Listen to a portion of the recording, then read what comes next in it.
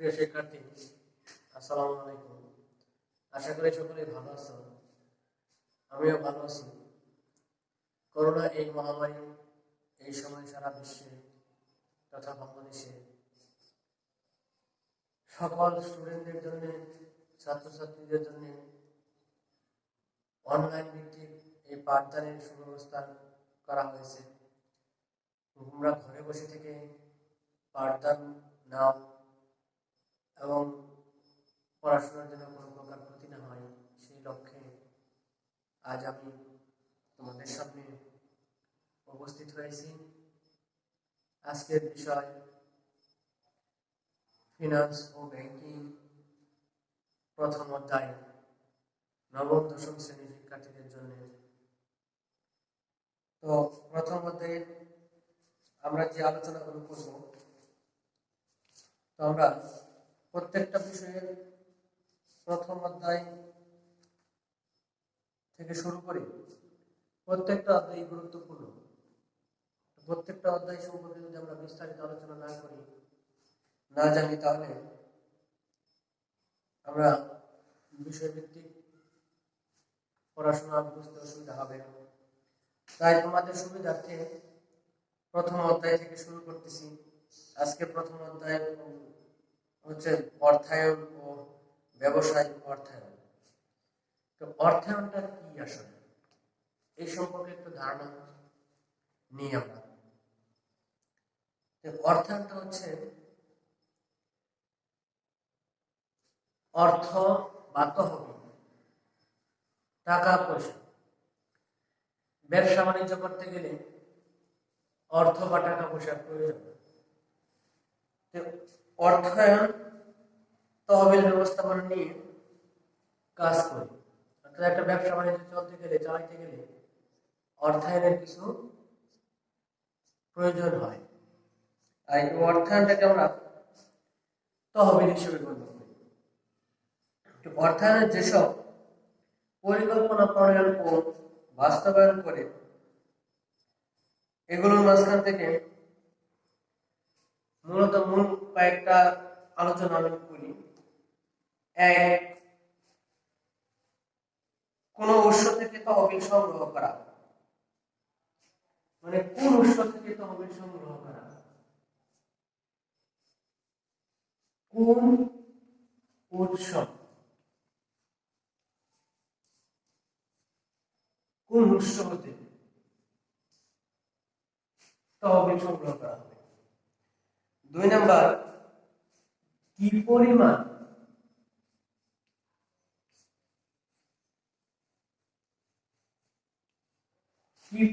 তহবিল সংগ্রহ করা হবে। তৃতীয়ত, কোথায় বিনিয়োগ করা হবে, কোথায় বিনিয়োগ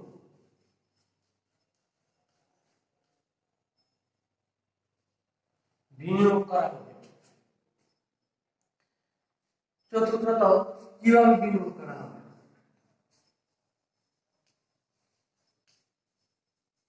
কিভাবে বিনিয়োগ করা হবে। পঞ্চমত টার্গেট থাকবে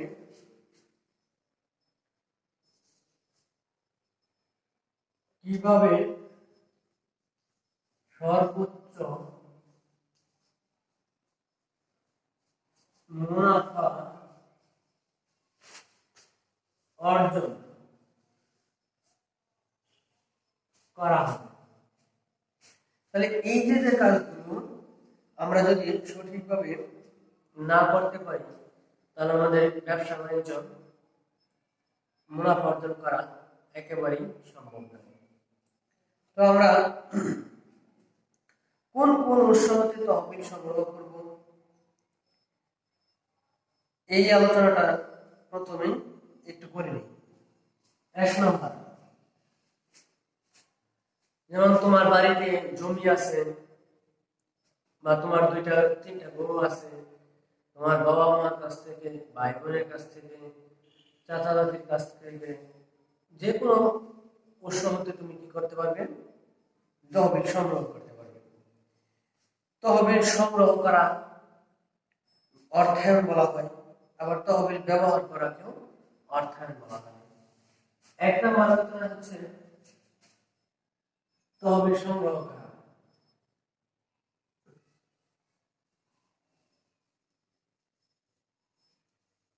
তহবিল সংগ্রহ এটা, এবং এই সংগৃহীত তহবিল কি করা? ব্যবহার করা। তাহলে তহবিল সংগ্রহ এবং তহবিল ব্যবহার হচ্ছে এই তহবিলের উৎসের অংশ। পরিকল্পনা অনুযায়ী বিভিন্ন উৎস বাছাই করে তহবিল সংগ্রহ করা হয়। তাহলে পরিকল্পনা থাকতে হবে তোমাকে, যে কি কাজ করব, কি পরিমাণ টাকার দরকার, কি পরিমাণ অর্থ বা তহবিল দরকার, সেই পরিকল্পনা অনুযায়ী আমরা কি করব? অর্থায়ন সংগ্রহ করব। এবং অর্থায়ন ব্যবহার করব। পরিকল্পনা অনুযায়ী প্রতিষ্ঠানের প্রয়োজন ও অগ্রাধিকার বিবেচনায় প্রয়োজনীয় খাত হতে অর্থ ব্যবহার করা। তাহলে পরিকল্পনা অনুযায়ী অর্থ সংগ্রহ করা এবং পরিকল্পনা অনুযায়ী প্রতিষ্ঠানের প্রয়োজন অনুযায়ী এই অর্থ বা তহবিল ব্যবহার করা। এই আলোচনার পরিপ্রেক্ষিতে আমরা অর্থায়নের কিছু শ্রেণীবিভাগ বা পরিকল্পনার মাধ্যমে ফিরে আসব। তো অর্থায়নের শ্রেণীবিভাগ মূলত উল্লেখ করা নয়। এই আলোচনার পাশাপাশি আমরা আলোচনায় ফিরে আসি। 2 নম্বর, কি পরিমাণ অর্থ সংগ্রহ করতে হবে? তাহলে কোন উৎস হতে সংগ্রহ করব? বাবা মা, ভাই বোন, আত্মীয় স্বজন, বন্ধু বান্ধব ইত্যাদির কাছ থেকে আমরা অর্থ সংগ্রহ করব। কি পরিমাণ? আমার ব্যবসাটা কোন ধরনের, সেই পরিমাণ অর্থ সংগ্রহ করব আমরা। কি পরিমাণ বলা হয়েছে? তোমার যদি একটা মণিহারি দোকান দরকার, তাহলে সেই মণিহারি দোকানের জন্য কি পরিমাণ অর্থ সংগ্রহ দরকার, সেই অনুযায়ী অর্থ সংগ্রহ করবে। তুমি একটা হার্ডওয়্যারের দোকান দিবা, কি পরিমাণ অর্থ সংগ্রহ প্রয়োজন, সেই পরিমাণ অর্থ সংগ্রহ করতে হবে। তুমি যদি একটা কসমেটিকের দোকান দাও, তোমার কি পরিমাণ অর্থ সংগ্রহ করতে হবে, সেই পরিকল্পনা থাকতে হবে। তুমি যদি একটা রড সিমেন্টের দোকান দাও বড় প্রসারে, সেই চিন্তা করতে হবে তোমার কি পরিমাণ অর্থ বা তহবিল দরকার। তো এরকম ভাবে প্রত্যেকটা ব্যবসা বাণিজ্যের ক্ষেত্রে আমরা আমাদের প্রয়োজন তহবিল সংগ্রহ করা আর তহবিল ব্যবহার করা। কি পরিমাণ তহবিল হলে আমরা ব্যবসা সুন্দর করতে পারবো, কোন উৎস থেকে সংগ্রহ করব, এগুলো আমরা জানি। বাবা মা থেকে সমস্তের কাছে কি পরিমাণ আমার ব্যবসার ধরন অনুপাতে, ব্যবহার অনুপাতে আমাকে বুঝতে হবে কি পরিমাণ অর্থ সংগ্রহ করা দরকার। তারপরে 3 নম্বর, কোথায় বিনিয়োগ করব?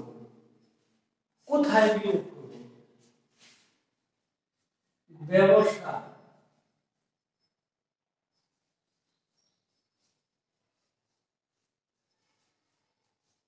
বাণিজ্য। তাহলে ব্যবসা বাণিজ্য যদি আমরা এই অর্থায়নটা বিনিয়োগ করে থাকি, অথবা তুমি বাড়িতে একটা খামার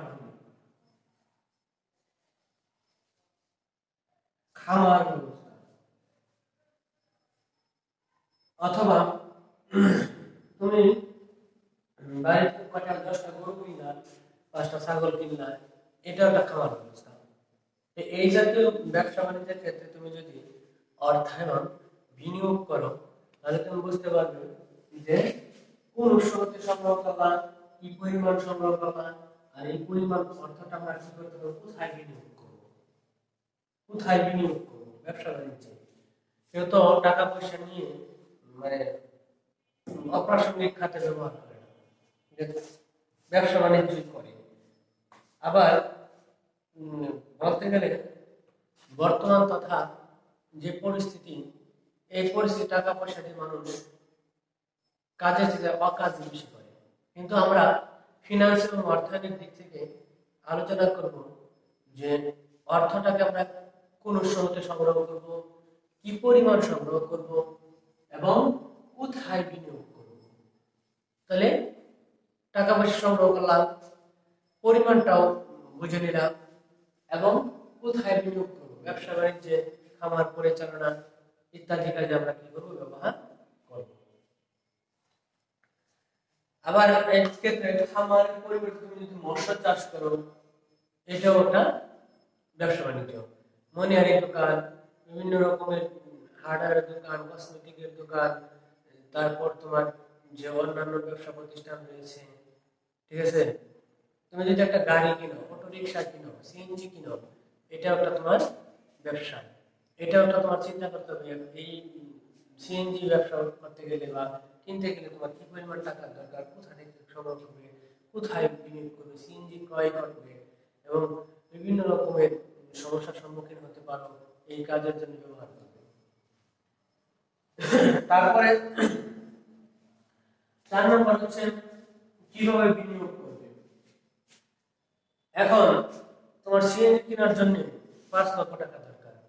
তুমি যদি গরু বাছুর, ধন সম্পদ, জমি জমা ইত্যাদি বিক্রি করে যদি 10 লক্ষ টাকা নিয়ে আসো, 5 লক্ষ টাকা সিএনজি কিনলাম, 5 লক্ষ টাকা রেখে দিলাম, ঘরে টাকা পয়সা রাখলে থাকবে না। এটা যদি তুমি সঠিকভাবে বিনিয়োগ না করতে পারো, তাহলে তুমি কি করতে পারবে না, সফলতা অর্জন করতে পারবে না। তো তার জন্য তোমাকে কি করতে হবে, সেই অনুযায়ী তোমাকে বিনিয়োগ করতে হবে। এই প্রশ্নটা হচ্ছে কিভাবে বিনিয়োগ করা হবে, কিভাবে বিনিয়োগ করবা। 5 লক্ষ টাকা দিয়ে সিএনজি কিনলাম, তারপরে মেরামত করা, লাইসেন্স করা বা অন্যান্য খরচপাতি করার পরে তোমার কিছু টাকা রেখে দিতে হবে, কারণ বিপদ আপদ, অ্যাক্সিডেন্ট, সমস্যা হতে পারে। তাই বলে তুমি 5 লক্ষ টাকা প্রয়োজন, তুমি 10 লক্ষ টাকা সংগ্রহ করলা, এটা একটা প্রয়োজনের অতিরিক্ত। এই বিনিয়োগটা আমার প্রয়োজন নয়, আমার প্রয়োজন হচ্ছে শুধু 5 লক্ষ টাকা বা আনুষঙ্গিক 10-15 হাজার টাকা, 20,000 টাকা রেখে দেওয়া। সর্বশেষ মুনাফা অর্জন, কিভাবে সর্বোচ্চ মুনাফা অর্জন করা যায়। তো আমরা এখানে বলতে গেলে, আমি যদি একটা দোকান দিই, দোকান থেকে আমার কি পরিমাণ অর্থ সম্পদ আমরা ব্যবহার করছি, আর সেই সময় আমাদের কত টাকা ব্যবহার করে কত টাকা লাভ করবে, সর্বোচ্চ সবাই কিন্তু চেষ্টা করি কি সর্বোচ্চ মুনাফা অর্জন করা। সর্বোচ্চ মুনাফা অর্জনের জন্য আমরা যদি খেয়াল করি, তাহলে আমাকে খুব, ধরো তুমি 1 লক্ষ টাকা, 1 লক্ষ টাকা তুমি ব্যয় করো, এখান থেকে তোমার কমপক্ষে মিনিমাম 20,000 টাকা মুনাফা অর্জন করলাম, তাহলে তোমার দাঁড়ালো 1,20,000 টাকা। এই যে মুনাফা অর্জন করলাম 20,000 টাকা, এটা তোমার মুনাফা। এখান থেকে খরচ রয়েছে 20,000 টাকার পাশে আর খরচ আছে, ধরো সব মিলিয়ে আনুষঙ্গিক তোমার 5,000 টাকা খরচ হয়ে গেল, তাহলে তোমার রইল 15,000 টাকা। এই ক্ষেত্রে তোমার ব্যবসায় মুনাফা অর্জন হচ্ছে 15,000 টাকা। তাহলে 20,000 টাকা ব্যবহার করে সঠিক নিয়মে, সঠিক পরিকল্পনায় যদি আমরা কাজ না করতে পারি, কাজে লাগাতে না পারি, তাহলে আমাদের ব্যবসা বাণিজ্য মুনাফা অর্জন হবে না। তাহলে আমরা জেনে নিলাম কোন উৎস হতে সংগ্রহ করবো, জমি জমা বিক্রি করে, বাবা মা, আত্মীয়-স্বজনের কাছ থেকে, ভাই বোনদের কাছ থেকে, বন্ধু বান্ধবের কাছ থেকে সংগ্রহ করবো। কি পরিমাণ, আমি যে ব্যবসাটা করবো সেই ব্যবসাটা কি পরিমাণ অর্থ দরকার, সেই জিনিসটাকে আমার পরিকল্পনা অনুযায়ী নিতে হবে। কোথায় বিনিয়োগ করবো, তুমি ব্যবসা বাণিজ্য করবা, না গাড়ি কিনবা, খামার দিবা, নাকি তুমি অন্য কোনো কাজে লাগাবা। কিভাবে সঠিক নিয়মে, সঠিক পরিকল্পনায়, সঠিক প্রয়োজন অনুপাতে আমরা কি করব, পরিকল্পনা অনুযায়ী অর্থটা ব্যবহার করব। কিভাবে সর্বোচ্চ মুনাফা অর্জন করা যায়, আমরা টাকা পয়সা, অর্থ সম্পদ বিনিয়োগ করার পরে চিন্তা করি টাকা আমার আসল টাকা থাকবে, এর পাশাপাশি টাকাটা ব্যয় করে আমরা প্রয়োজন অনুযায়ী অতিরিক্ত টাকা আয় করব, আর সেটাকে বলা হয় কি সর্বোচ্চ মুনাফা অর্জন। সবাই কিন্তু কাজ করে, ব্যবসা বাণিজ্য করে, চাকরি বাকরি করে, চেষ্টা করে, ব্যবসা বাণিজ্য করার পরে অবশ্যই মুনাফা অর্জন করা। আর মুনাফা অর্জন করা একটা প্রতিষ্ঠানের মূল লক্ষ্য, যেটাকে বলা হয়। অর্থায়ন ব্যবহার করলা, মুনাফা অর্জন করলা না, টাকা পয়সা অর্জন করতে পারলা না, তাহলে এটা কিন্তু হয় না। অবশ্যই তোমাকে কি করতে হবে? মুনাফা অর্জন করতে হবে। এটাই মূল লক্ষ্য। ব্যবসায় মূল লক্ষ্য হচ্ছে মুনাফা অর্জন করা। তো আমরা ব্যবসায় শ্রেণীবিভাগ নিয়ে আলোচনা করি।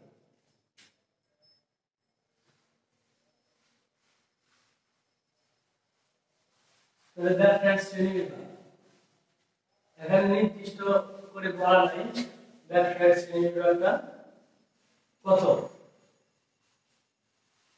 তো আমরা একটু আংশিক জেনে নিই। ব্যবসায়িক শ্রেণীবিভাগ ও অর্থায়নের শ্রেণীবিভাগ। অর্থ কোথা থেকে সংগ্রহ করতে পারি আমরা? অর্থায়ন এক্ষেত্রে ব্যাংক, প্রথমত হচ্ছে ব্যাংক, দ্বিতীয়ত হচ্ছে পারিবারিক তহবিল,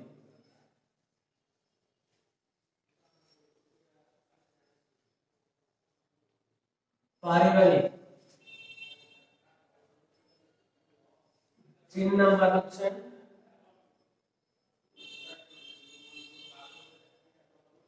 সরকারি,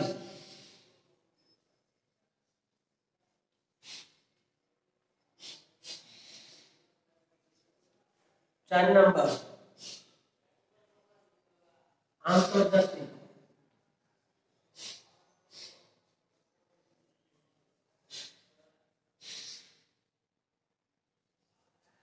5 নাম্বার অব্যবসায়ী প্রতিষ্ঠান,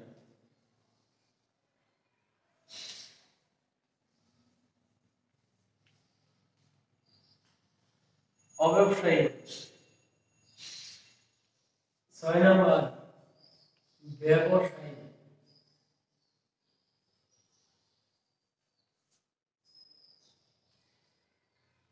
7 এগুলো হচ্ছে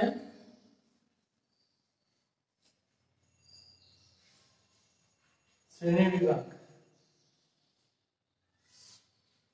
ব্যবসায় শ্রেণীবিভাগ কোন কোন খাত থেকে কিভাবে কত টাকা সংগ্রহ করব, কি পরিমাণ সংগ্রহ করব, বা এই শ্রেণীবিভাগটা হচ্ছে কিভাবে ব্যবসাটা অর্থায়নের অর্থটা কিভাবে সংগ্রহ করা যায়, কোথা থেকে সংগ্রহ করা যায়।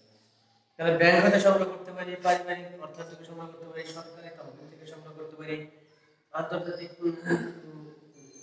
বাজার থেকে সংগ্রহ করতে পারি, অবশ্যই প্রতিষ্ঠান, ব্যবসায়িক প্রতিষ্ঠান। তাই এই সকল কার্যক্রম থেকে যদি আমরা অর্থায়নটাকে সংগ্রহ করি, তাহলে আমরা অর্থগুলো সুন্দরভাবে আর এই ব্যবসাগুলো অর্থায়নের যে শ্রেণীবিভাগ আলোচনায় আসবে।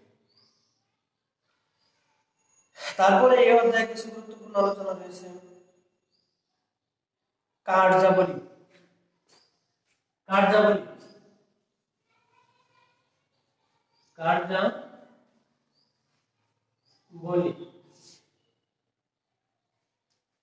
এই সব আলোচনায় কিন্তু অর্থায়ন, অর্থায়নের কার্যাবলী। কার্যাবলী কি? কার্যাবলীর মধ্যে পড়ে আমরা মূলত আলোচনা একটু আসি। আয় সিদ্ধান্ত গ্রহণ করা ও ব্যয় সিদ্ধান্ত গ্রহণ করা, দুইটা লক্ষ্য।